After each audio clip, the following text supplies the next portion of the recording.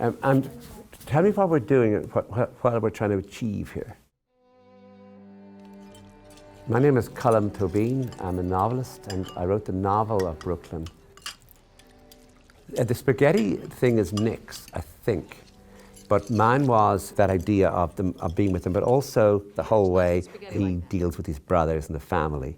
It gives her a sense that she's walked into a world, because she's having trouble reading him.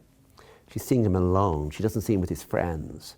But this is a crucial scene because she's seeing his innate decency in some social setting with other people. Just Irish stew.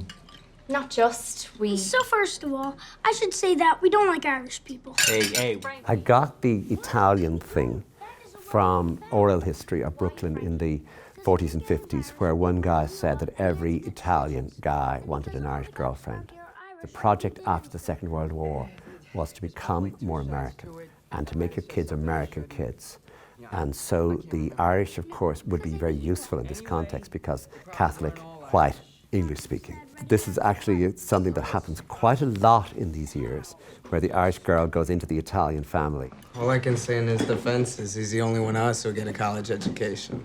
If he can keep his mouth shut. The sense of them as being really good people, and also the way in which things he hasn't told her. But the things he hasn't told her are so innocent. They're about sport, because he's been trying to just talk to her about things she's interested in. And so you get a sense of him withholding something from her, but it's the most sweet thing to withhold. So has Tony offered to take you to Ebbets Field when the season starts? You like baseball?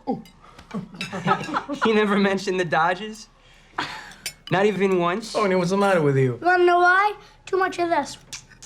Anyway, you'll have to go to Ebbets Field if you want to see him in the summer.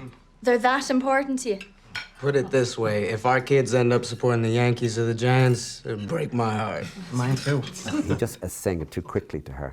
I want our kids to be Dodgers supporters. Our kids? Hold on. And then, so when he walks her home, he's just moved one step too fast. He's almost proposed marriage to her in front of his family. And she isn't ready for that. So there are a number of things happening here. One, that he's too enthusiastic. She's slower. And the other one is that America is coming into shape. This is the way America is going to be in the next generation, where people are going to try and stop being just Italians or just Irish. I love you.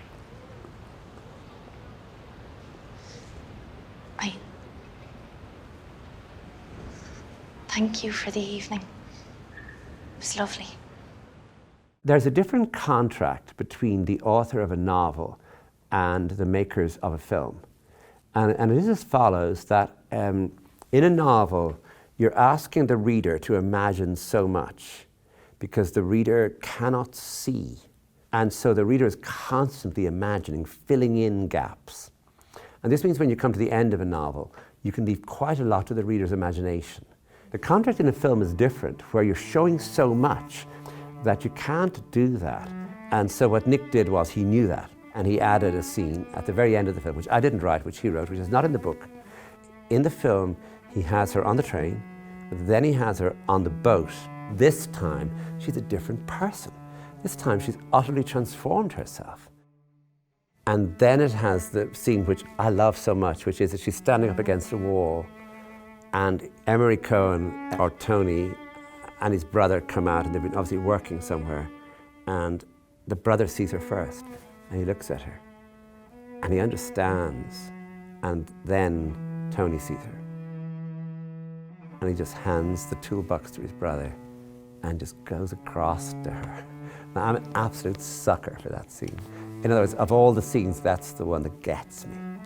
And I wrote the book, you know, and I'm sitting there with that bit that I didn't write, thinking, oh, I'm in tears, you know, I think this is so great. This part was filled for me that I had left empty.